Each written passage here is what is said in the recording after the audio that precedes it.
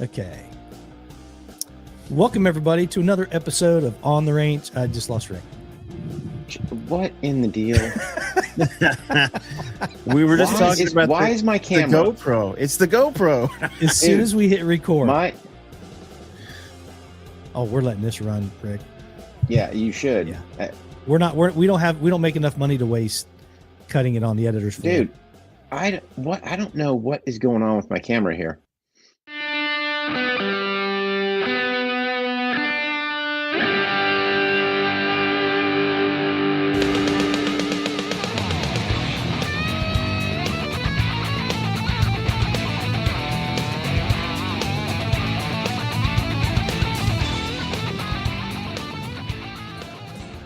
Welcome, everybody, to another episode of On the Range podcast with War HOGG Tactical and Kelley Defense. I am Mark Kelley, and I'm along with my host, Rick Hogg from War HOGG Tactical. How's it going today, buddy?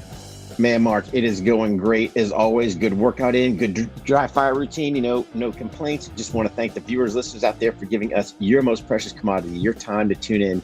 Guys, do us a huge favor. Hit that subscribe button, hit that rating, review, all the good stuff to bump the algorithm, to move us up higher in that. And then, oh, by the way, share the word with your friends and families. If you like what you guys are hearing, tune in or go to patreon.com/On the Range podcast. Early episodes to all of our podcasts, not only On the Range, Vantage Point, Words of Wisdom, all that good stuff. Training tips exclusive to our patrons. And oh, by the way, a dual Zoom call every month with our patrons. Question and answers, kind of BS, all kinds of good stuff. So check it out, patreon.com/On the Range podcast. Yeah, man, wherever you are, thank you for making this part of your day. And today we have a great guest. Super excited that he could take a break from his busy schedule and join us. You want to go ahead and bring him in, Rick? Yeah, man. So we have a fellow podcaster. We've got Dr. Jason Piccolo from the Protectors podcast. Jason's an Army veteran, over 20 years federal law enforcement with the U.S. Border Patrol, author of 2 books, a doctorate in security or strategic security. As I said, he is the host of the Protectors podcast, contributor for Court TV, Fox News, other entities out there. But one that's near and dear to my heart is Town Hall, where he wrote a article reference our SOF K9s over in Afghanistan. So yeah. Jason, greatly appreciate you including me in some of your articles, and welcome to the show, buddy. Yeah, buddy. Anytime, yeah, guys. Thank you for your service. Thank you for your service. And I do have to reference that it hasn't been 20 years in the Border Patrol, because everybody's always because my parents or my family probably still thinks I work in the Border Patrol. Nobody knows what I do. I've worked with like 7 different agencies the past 22 years now. I got to update that too. Jeez, man, I'm getting old. Almost hitting 50, 343 days. Wow, man. 29 man. Again, huh? There we go. That's what's going to be. Yeah. I'm way past that. Yeah. I saw 50 several years ago. So I'm going to try to talk to you guys and not try to turn the tables and be the host. So let's see if we could do that one. Now we're going to keep it running. So most people probably, I would think, who watch this show and consume our stuff, probably know you from the Protectors podcast, which is a great show. I know Rick did an appearance on there. You got tons of guests.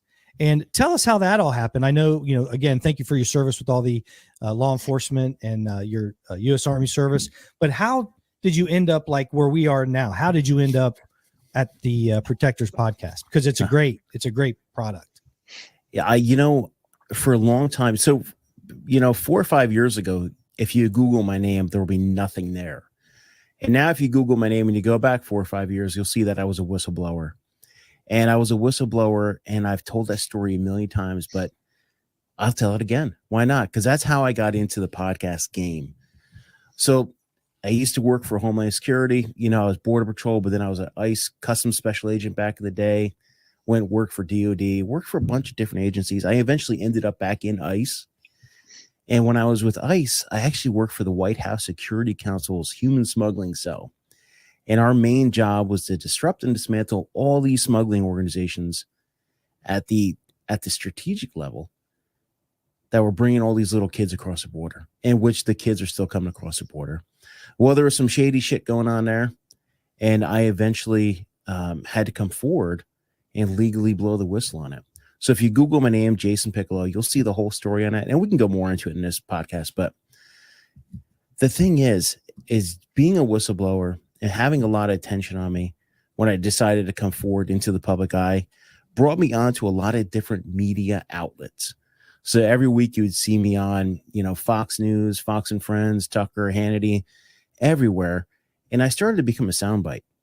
And I said to myself, you know what? Where do I get my own voice? And where can I bring out the voice of other people that are protectors? And I said, hey, you know what? I'm going to start a podcast. So that's exactly what I did. I picked up my handy dandy phone and I started doing interviews on the phone, man. And the first 10 episodes are absolutely horrible because I still had that law enforcement mentality of interview and interrogation. So, Rick, tell me where you were born. What was it like that first day you were born? I was always like, very interview and interrogation. And then I really started getting into the podcast. And I really started just doing media that would let me do my own voice. I've done News Nation a handful of times here and there, but I've been a regular on Court TV for about a year and a half now. So on Thursday nights, if you head over there, I do law enforcement analysis for about 25, 30 minutes on Thursday night in a crime time segment. But yeah, my passion really is this podcast right here. So Jason, when did you start it? How long has it been now? It's been February 2019, and I'm probably about 300 or something video episodes and about 290 audio episodes. And here's one thing I got to say from my standpoint, to you is my hat's off to you, brother, right? Because a lot of people, when they're in a certain space, they get a little, I don't want to say panicky, but they don't like others encroaching.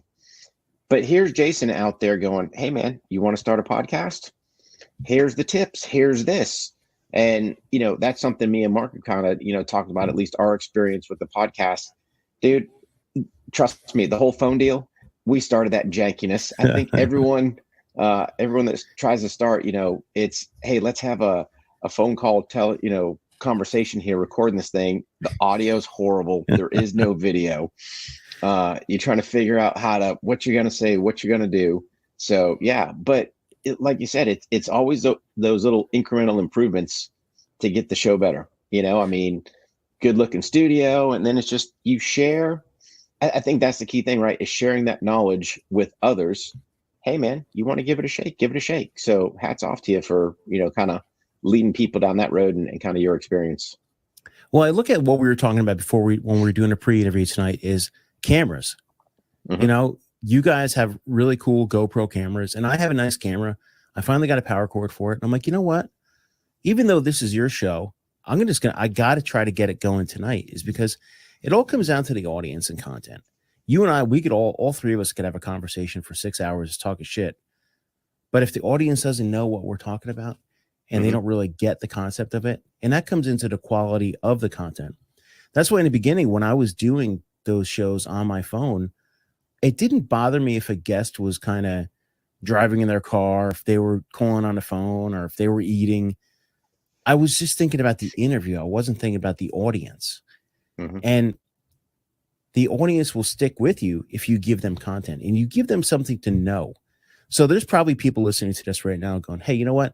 I know the protectors from Jason's clips. He does minute clips telling you how to get into podcasting. They may know me from something else. But then it kind of spreads and it spreads and spreads. So now they're on your show, they're on my show, and it's kind of like this little network. I always equate podcasting to books. I've had 1 million authors on my show, and all of these authors always help each other out. And why? Is because someone will read a book in a week and then they want another book. So if someone digests your content 35, 40 minutes, an hour, they want more content. Mm-hmm. I don't know about you guys, but I hardly watch any real TV anymore. Like there's no news, there's no nothing. I'm on podcasts or YouTube all the time. Yes. Mm-hmm. Yeah. And I think it's important too that you are allowing the folks that are interested in getting into podcasts to believe that it's an alternative media source for sure nowadays. It is a way to get another interpretation of the news, maybe someone that you trusted in the past, you heard their takes.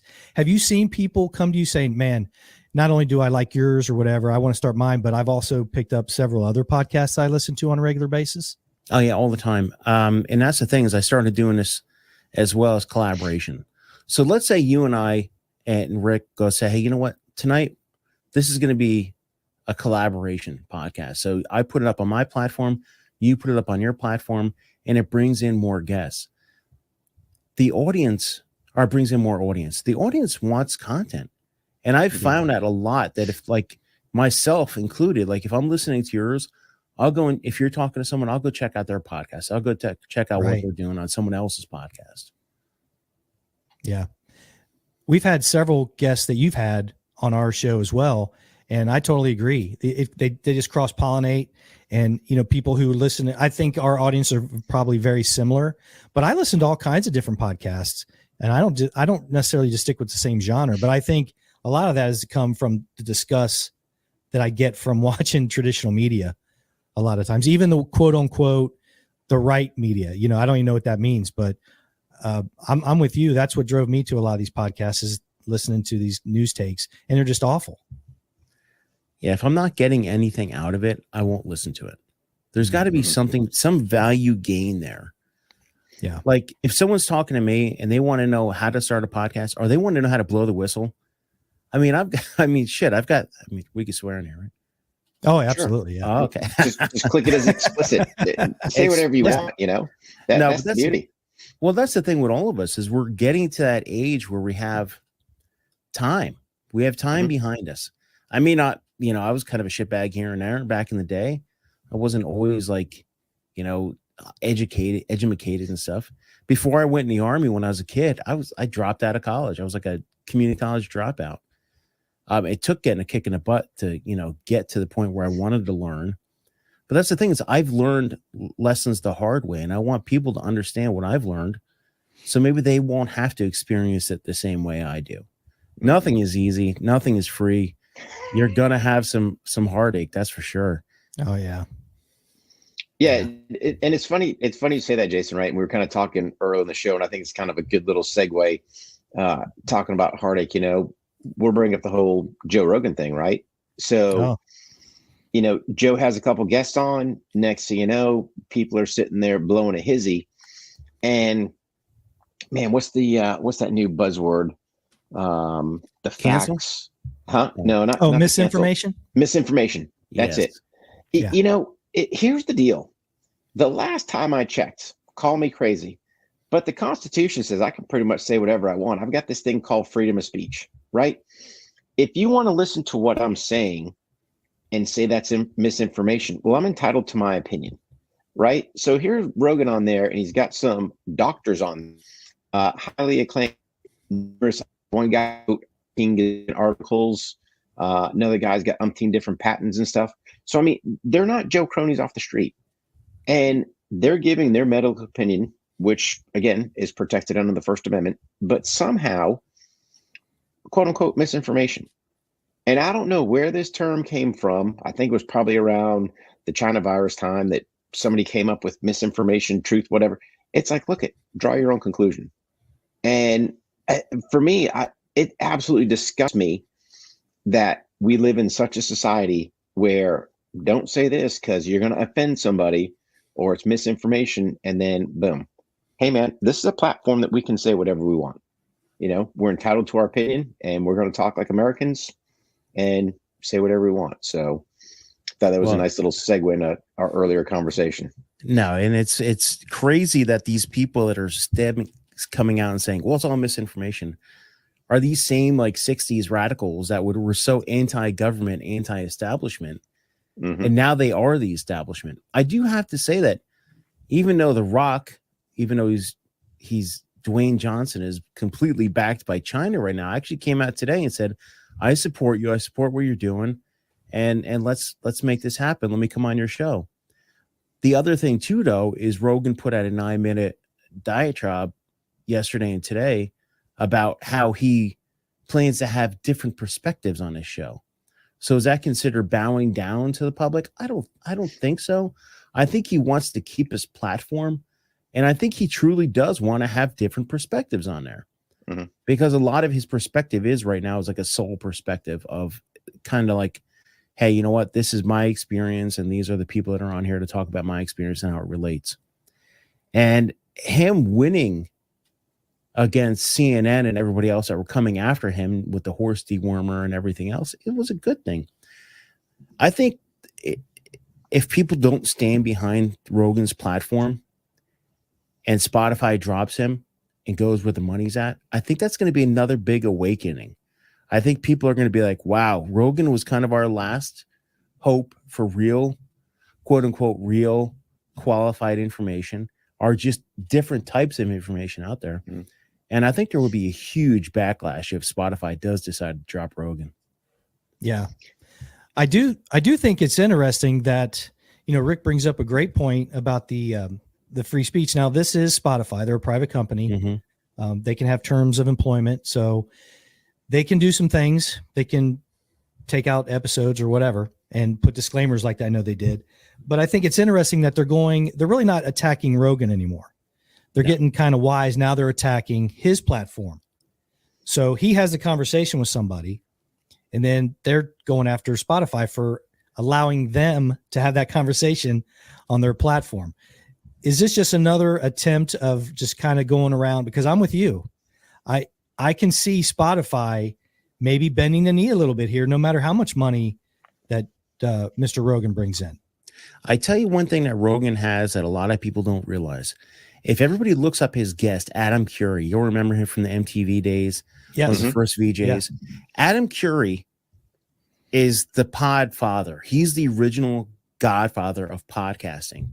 And what he did was he started a platform years ago to where he could have his free speech. He could have podcasting. Has nothing to do with Spotify, has nothing to do with this and that. Rogan and him are friends. So my thing is this. Spotify wants to nuke Rogan's contract. They want to pay him out. They want to get rid of him or whatever. He's still going to have a platform. Oh God, yeah. Adam Curry has a whole network in place. And, if you go to him here, Adam Curry's No Agenda show with Adam Curry and John Dvorak, and you check out and see what they got going on right now, they have a lot in the podcast world. And that's one thing everybody out there in the audience, and if you're listening to this, either you're listening to me because I'm whatever. If you're listening to this because you want to be into podcasting, know all the other avenues and ventures out there in case you start getting stifled. There are platforms of free speech out there. And I'm not going to get really crazy and go, hey, you know what? Different platforms have turned the culture. And I'm getting really off the cuff here, but it's the truth. And you guys will both know about this. Think about Twitter in the Arab Spring, back when Twitter used to be the beacon of hope, the beacon of right. Hey, Twitter essentially changed the Middle East. And it's the same way with the podcast world. Is if Rogan gets canceled, he has 50 million people listening to each episode, at least. That's a minimum. And you got to figure that 50 million people are going to cause an uproar, and they're going to need to get their content somewhere because people want to know what's out there. What are their options? Yeah. That show is, go ahead, Rick. Well, no, I think here's the key part, right? Is again, I understand they're private companies, but at the end of the day, we still have this thing called the U.S. Constitution.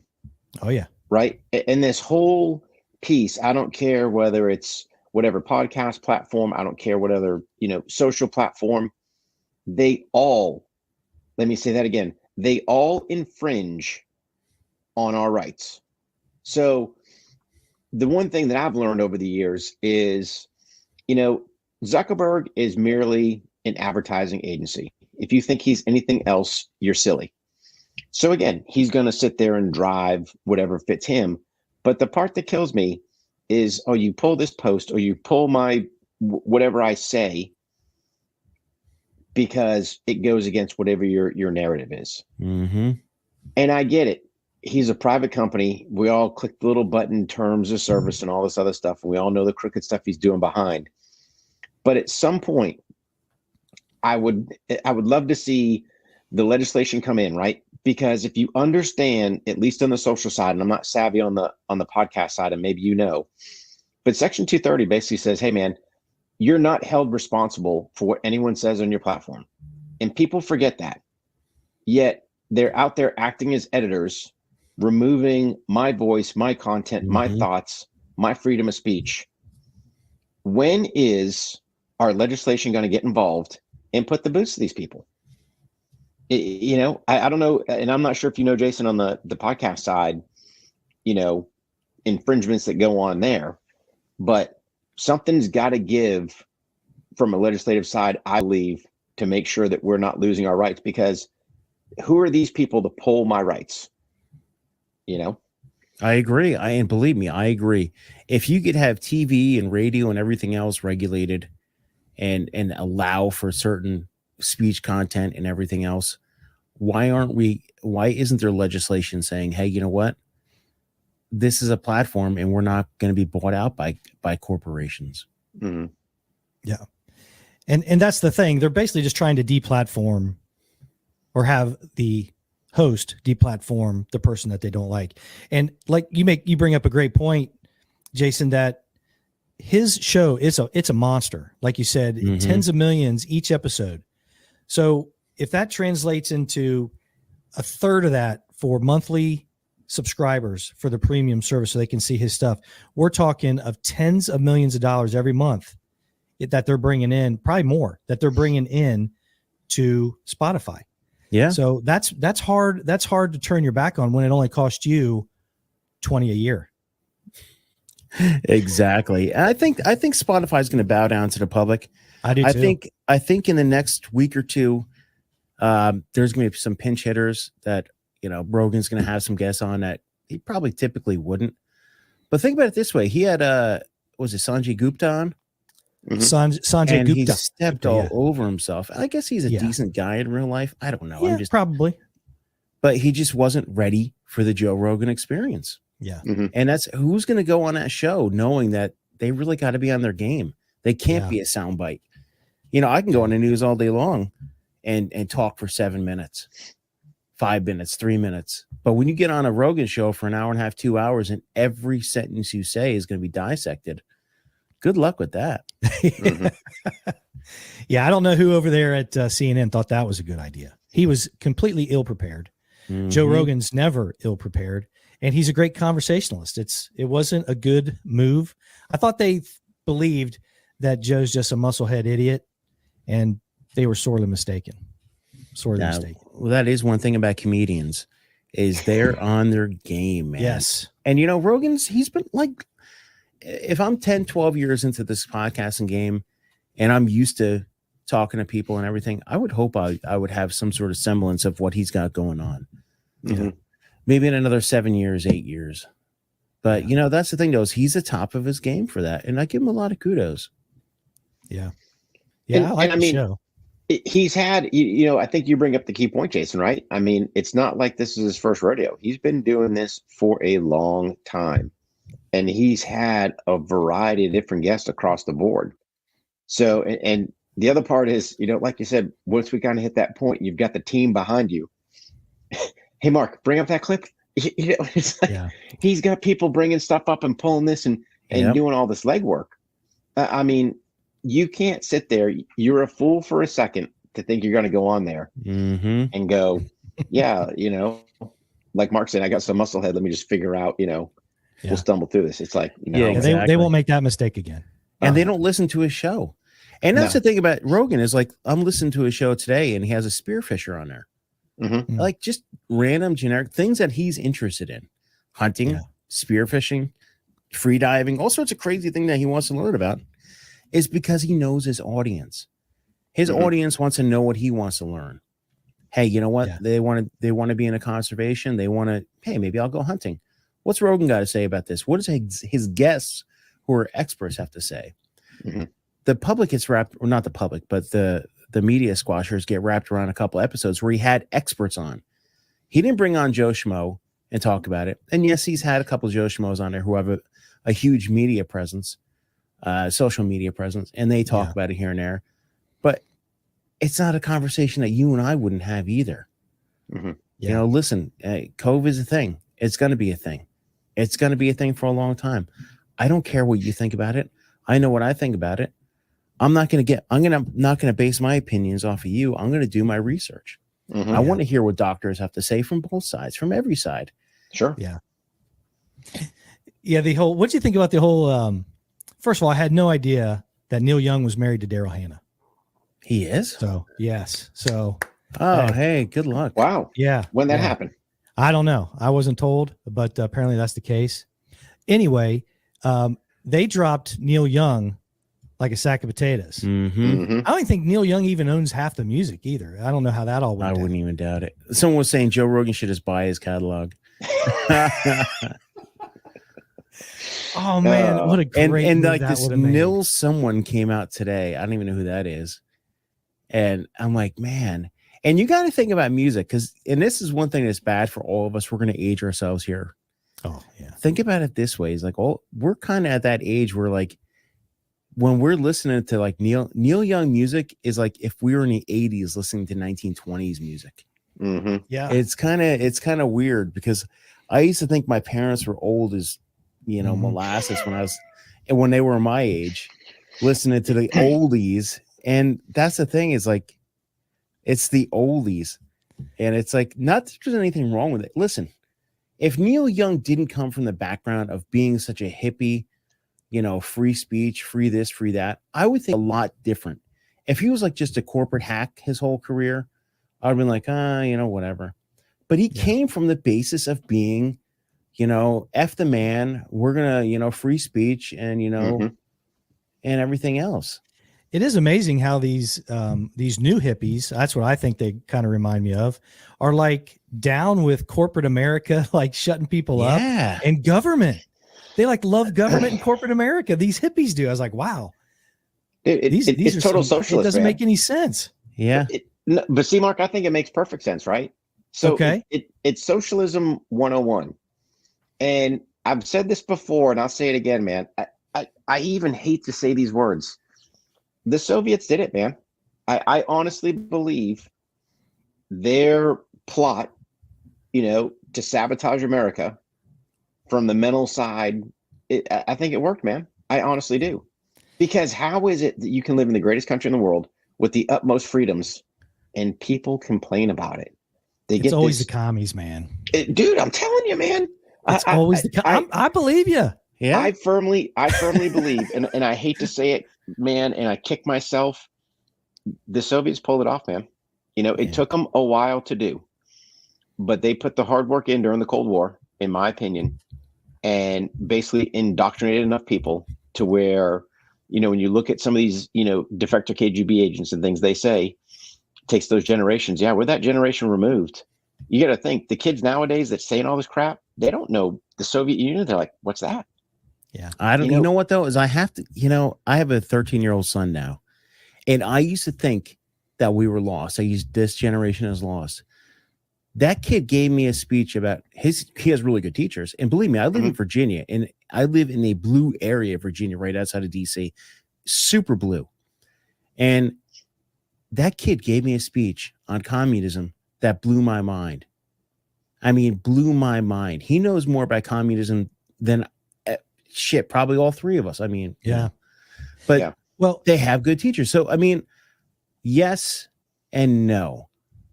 I think there is a lot out there, but then you talk to my daughters in her school and they don't really get the same. They're not getting the same exposure to what the reality of life is. Yeah. Well, most of our parents, I'm assuming your parents were baby boomers, just like ours. I think our kids now, I have young adult children.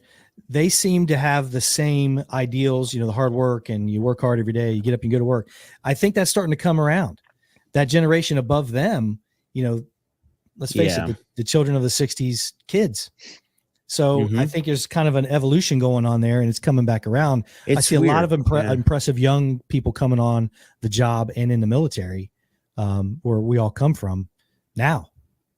And I was a quasi helicopter parent with him too. And now listening to these kids going, I can't wait to get a job so I could buy a car, so I could do this, I could do that. Yeah. It's very interesting because for the longest time, I was like, oh man, are these like my nephews who are a decade older than him? Actually, they're more than that. They're probably in their 30s now. Are those kids? And I hate to throw some shade at them. I doubt they even listen to this, or me. But the deal is they never had a job when they were teenagers. Yeah. Mm-hmm. And when they were in their 20s, they basically, you know, they got paid to go to college. They got college. This new generation is like, why do I need to go to college and get all this debt when I could learn a trade, when I could sell something, when I could learn capitalism? So I think there's hope out there.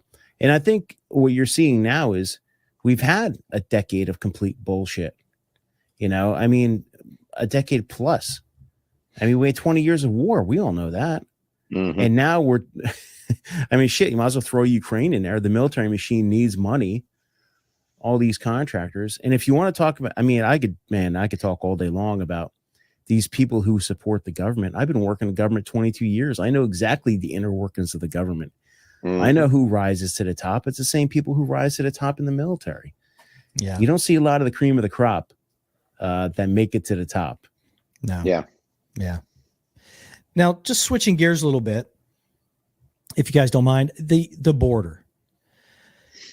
I know you have a great deal of experience in that. I'd like to see and hear your thoughts on the current status. Now, I know what it kind of was, you know, before this previous administration took charge, but we all kind of saw where it was going. Where's it at, like right now? It is an absolute shit show.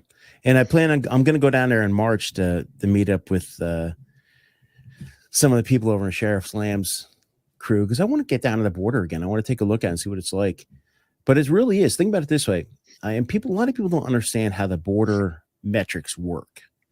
It goes all the way down to South America, and it's all about PR. We were talking about marketing before.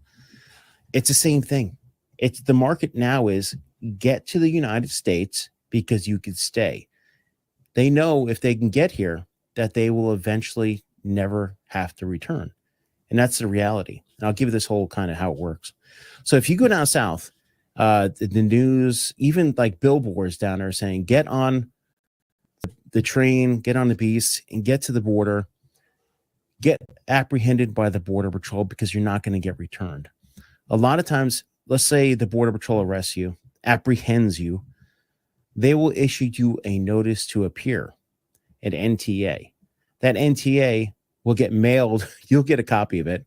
And this is what it's like. Where the hell are they gonna mail it to?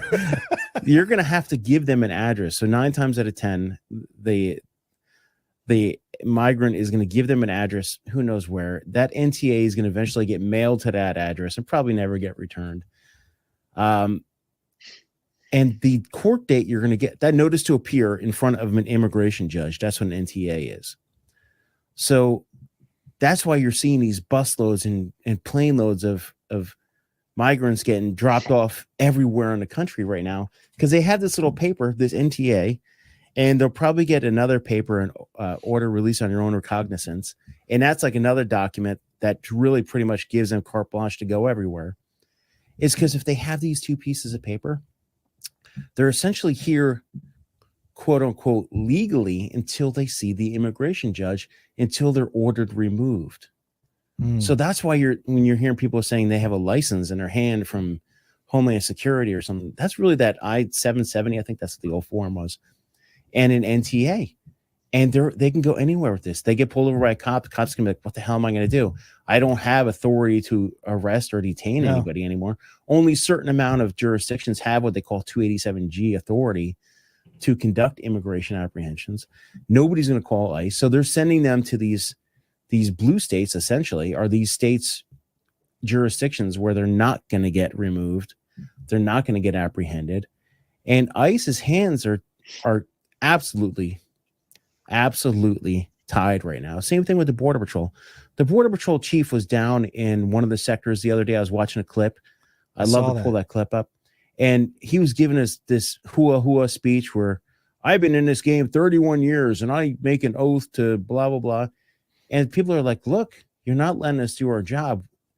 And he was trying to give the hua speech because the Secretary Mayorkas was there. And it's like, bro, you should have said, hey, look, this is what is this is how our hands are tied, and this is what I'm doing to get our hands untied. Yeah. Listen, you've been in the game for 31 years. You're a senior executive service. You've been in a border patrol that long, and you're going and sticking your chest out to your troops. Come on, bro. That's like that dude who's the general right now. Can't fit in his class A's. Oh, Millie. Yeah. And I don't like busting on these people because, hey, you know what? They're dedicated to something, some ideal. And in their mind, I'd imagine that they think they're doing the right thing. But the deal is with the border. Go ahead, Jason. I was going to say, until we change the optics down south, until we put pressure, they have to get through a major country before they get to our country. Mm-hmm. Yeah. And that's where the stay in Mexico or return to Mexico, that's where it should be. We have 17 or 18 consulates in Central and South, in Central and America, including Mexico. If they want to apply for asylum or refugee status, have them do it down there. Mm-hmm. You know, because these notice to appears, they will never appear. I was a fugitive operations supervisor. I ran Delaware for a long time. Well, not crazy long time because I drank the juice and came to DC. But we had so many migrant fugitives that it was like unbelievable. So I focused my group on finding the criminals, because the criminals, you know, you can get rid of them. But now even with that, it's like you have to have a certain amount of DUIs and a certain amount of this and that. It's like, come on, man. Yeah. But Jason, has the laws changed? Because here's the part that it seems to me, right? We have set immigration laws, how many people we allow in. Mm-hmm. Hey, if you're caught here illegally, you know, all these rules. Has something backdoor changed where I guess we turn a blind eye? No, it's not a backdoor change. It's an executive order. And Obama did this too. They signed a bunch of executive orders and they justify it by saying we don't have the resources to do this, and that. And they signed an executive order. The troops on the ground, the people on the ground, the agents out there, the GS5s through 12s or 13s or whatever, they're the ones that go, okay, the executive order is being enforced, blah, blah, blah, and this is what we're going to do. If you don't have the authority to go out there, you're going to get jammed up. So pretty much the Border Patrol, all they're really doing then is just scooping people up, writing them a piece of paper. Yep, they'll run their biometrics, make sure they're not any Edgar Ramirez, trained killers, serial killers, and then they got to kick them loose. Unbelievable. Now, the locations that they're sending them to, does that correlate with the appearance that they're supposed to honor with the NTAs? Is that how they choose the locations? Essentially, yeah. They're supposed to be sending them to the address that they've given them or something along those lines. Okay. Because I can tell you right now, at the local level, and to throw out like one of my terms, if they're in process for some kind of legal issue for what you think you're dealing with them for, it's hands off, because he's already in process. So again, you're right. We wouldn't call ICE. We wouldn't call anybody. It's, hey, as long as he has, and like I said, 9 times out of 10, the police aren't allowed to call ICE. Right. Yeah. So this is where I got to kind of do that call to action, right? So for the viewers, listeners out there, check it out, guys. This is where you need to get involved with your representative at both Congress, or up at Congress, both your representative and your senator, and tell them, hey, man, we need to put laws on the books, not executive orders. Whisk that thing out of the way. We need to put laws on the books that state, hey, man, if you are here in this country illegally, I don't care what part of it illegal you want to take. You know what? Silver bracelets get kicked across back over the border. Yeah, you can document and do whatever you want, but it's not a free entry. And hopefully you take kind of this education lesson from Jason. You can speak halfway intelligently. And here's the thing. These elected officials, they work for you. Let me say that again. They work for you. It's not their agenda. If they sit there and go, well, I believe I stand here on immigration. No, dude, you're not representing me. And you know what? Here's the thing. When it's time to vote them suckers out. Because what you're starting to see is the mass influx of the enlisted military looking to represent. And trust me, these guys understand what it's like to be a leader. And these are the guys you want in office because they want what's best for this country. So just hear me out, guys. Start now. These guys aren't doing what you're saying that you voted in office. Get rid of them. So now, and the thing is, I always tell people two things is that 1990s under Clinton, the strictest immigration laws ever implemented. I mean, look, we sent the Border Patrol BORTAC in to take out Elian Gonzalez and bring him back to Cuba. But the thing is that we need to fix immigration as a whole. We know that. But tell your elected officials, find out what is important to you, whether it's people here without present permission or whatever. Is it the illegal alien down the road doing something illegal that you want to be able to call ICE? They need a piecemeal immigration law. They always look at it as this big, huge, massive laws that need to change. They need to tackle each law and tackle it all and just start little at a time. And like you said, these representatives work for us. I love seeing these jackasses on social media, including some former veterans and everything else. Yeah. Social media all the time saying, blah, blah, blah, blah, blah, blah, blah. And they're not doing anything. You are elected to do stuff. Don't go hop on Twitter or Instagram or whatever and, have all these fundraising parties and all this. Look how great I am. It's not about you. What are you doing for your constituents? 100%. And that's, I'll probably, I'm going to run for something eventually. Sheriff, Congress, something. I'll probably start local, because I want to learn the ins and outs of politics. And that's what affects me right now. I'm Virginia. The people in my neighborhood, like I said, is very blue. I want things that are going to affect me here that I could affect change. And then from there, I'm still going to be young. 50 is not old. Nope. No. Learn how you could affect change. If you don't want to run for anything, write a letter. You don't want to write a letter, get a hold of, call someone, do something. But you can't sit back and say, well, screw it. And it all comes back to Joe Rogan. Yeah. If they're gonna dismantle Joe Rogan, and you know what? I'm gonna tonight when we get off here, I'm gonna write a letter to my local congressman, and I'm gonna be like, we need to do something about this because this is bullshit. If you're gonna stifle Joe Rogan, who's next? Is it On the Range podcast? Is it the Protectors podcast? Is this conversation we're having tonight because I spoke about immigration and about how screwed up it is? Is that going to get me booted from Instagram? Is that going to get me booted from Twitter? Is that going to get me booted from any other social media platforms, including all the podcast platforms? You got to write your congressman. So tonight I will write a letter to both my senator and my congressperson, and I'll publish that up saying, hey, you know what? This is free speech. We got to have platforms for people to speak. Yeah. Well, I think you're doing a great job because you had Tony Cowden on your show, I believe already, didn't you? Yeah. We had him. And on I'm friends. Eli Crane and I have been friends for a while, and he's putting his hands into the thing, giving them a platform. That's huge. I have a few more coming on too, and I try to keep it non-political. I say, hey, even though they're running, I want to know about them and whether or not they're actually going to do shit.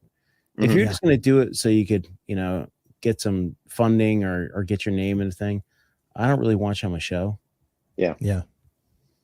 Well, Tony, like when we had Tony on, the nice thing was he's explaining, hey, man, it's about putting the constituents, and you never hear any of these guys say anything about the constituents. And I think that's a key part lost is, what was it, Mark? Refresh my memory. His neighbor that was the farmer cutting across his property at like 4:00 in the morning, to do his work. And it's like, how are you representing that guy? How are you helping out that, and I think too many times in US politics, these politicians get caught. Well, this is my stance. Okay. It's not your stance. It's your constituent stance. If your constituents sit there and go, hey, we're going to change this, then you know what? You change. Now I got it. You can have some principles, your own principles. And as long as you sit there and go, hey man, you know what? Here's the bottom line. I'm pro 2A, and there's nothing you're going to do to change that, right? That's my DNA. Either you're voting for me for that. That's not going to change. But whether I sit there and go, hey, I'm not sure about this or I'm not sure about that, the people should drive. And I'm going to give you a little story because I think it's important people understand. So here in the state of North Carolina, we've got a pistol purchase permit. And of course, I did my due diligence, knew it was coming up for vote, called my elected officials, let them know exactly where I stood at.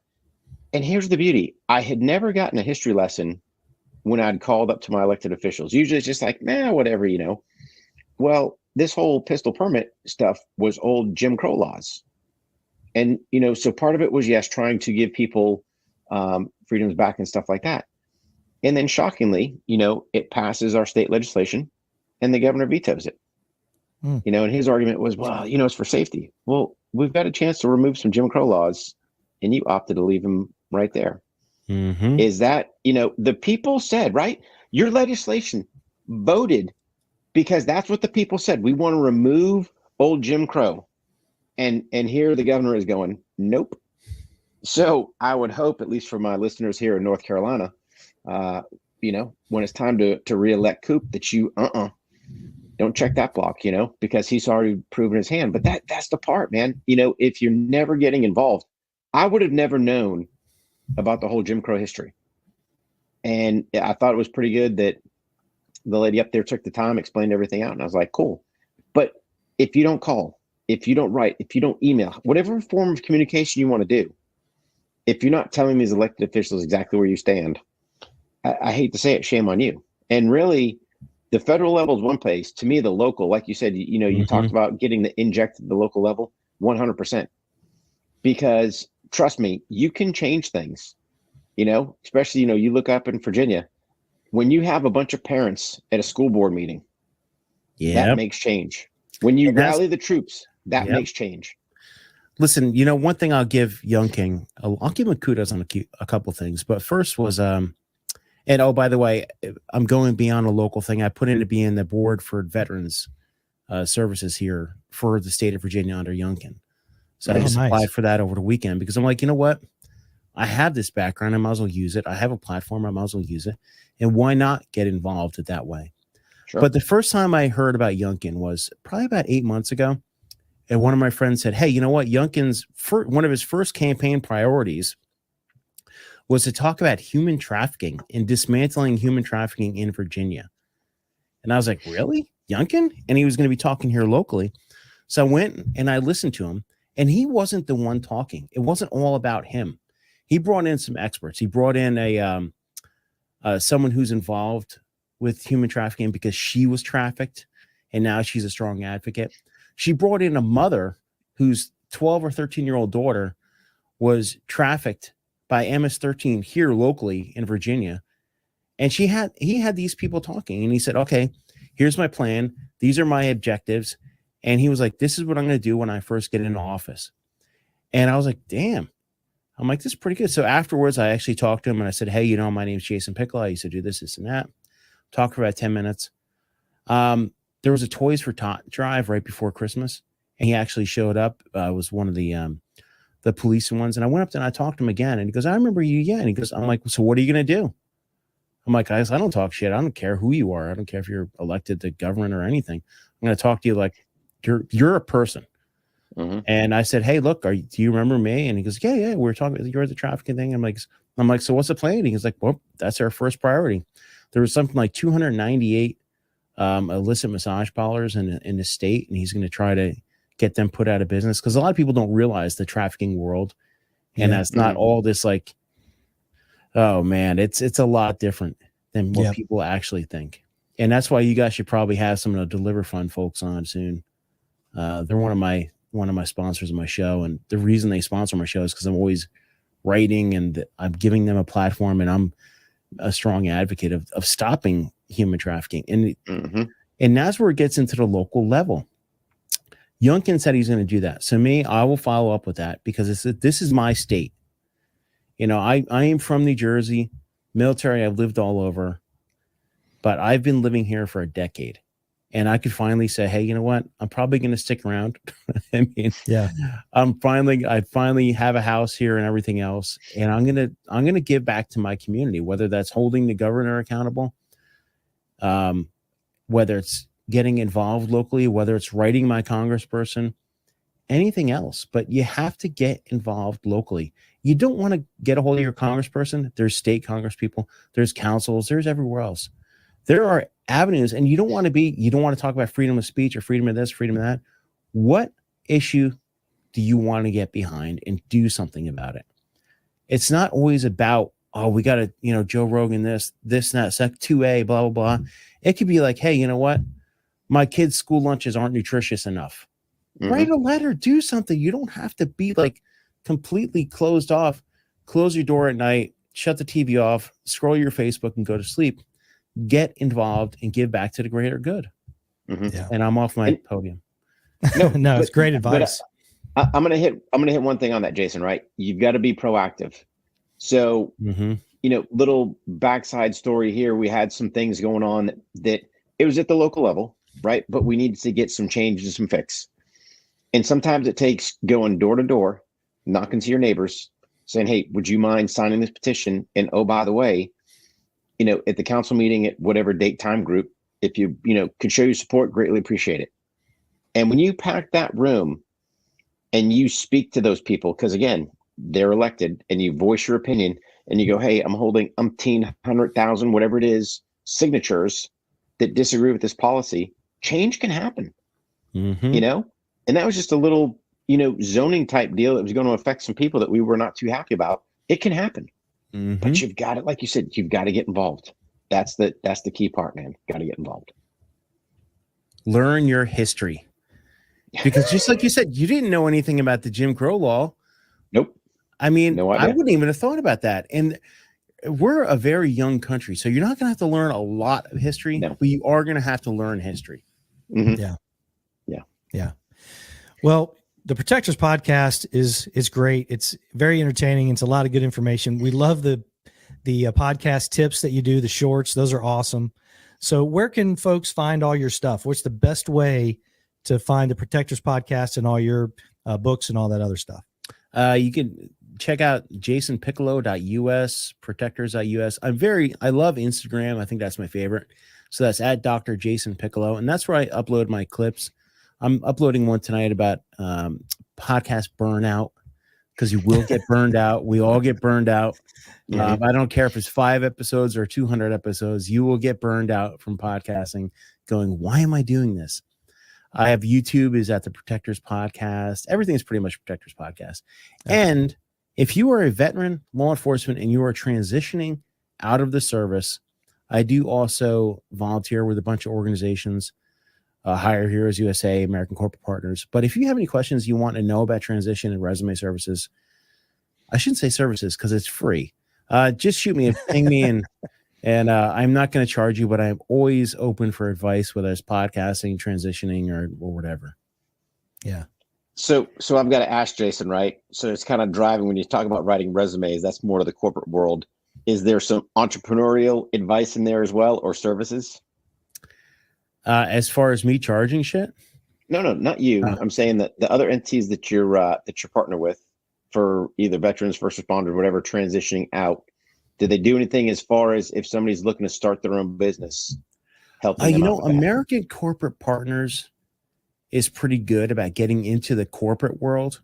And it's free. It's absolutely free. Same thing with Hire Heroes USA. So if you were going into federal law enforcement, they would probably ping me. But if you want to start a small business, what they would do is they would hook you up with someone who knows something about small business. Okay. Yeah. And there are so many grants out there, so many cool things out there. You just have to do your research. Here's my thing. I always try to push veterans to go be an entrepreneur, because you can do exactly what you want. My kind of little analogy is I worked for the man for 29 years. I want to be the man. So I got it. Some people want the safety of having a job, but you know what, man, go be your own boss, man. Trust me, you will. I might scare some people off saying you will never work as hard running your own business, because trust me, my hardest day in the military does not compare to my easiest day as an entrepreneur. But the satisfaction, it's yours to either sink or swim, man. I mean, you can do whatever you want. So that's my goal, is to, podcast. I have 342 days left. I'm not counting. Just looking at my retirement countdown right now. I want to podcast. I want to write books. I want to write articles. I might even do journalism, whether if I could find an outlet, because I want to be able to do real investigative journalism. I mean, shit, I've got all these years being an investigator. I might as well use them. But that's one thing I miss about, and I'll let you guys get back to your life. But everybody out there, we need people who are going to go out there and uncover the truth and tell us what's really going on. Yeah, no doubt, because in many ways, I think that aspect of journalism is dead. It seems so anyway. I'm sure that like we spoke about earlier, alternative media forms and stuff like that. And maybe that's guys like you, going out there, and you just got to find them. That's the thing. We rely so heavily on these platforms to increase our reach, and it's not always the easiest thing, but we love the show. And when you run for office, whatever it is, I hope your first stop is On the Range podcast. Well, of course. Yeah, we're going to give you the business though, so you got to be prepared. Oh, believe me, I think I can handle it.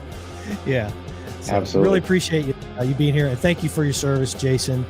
Thanks, and keep up the great work, and keep those podcasting tips. I think it's awesome. The more the merrier. Rick and I always believe. Absolutely. Appreciate it, Jason. Pal. Thanks, buddy.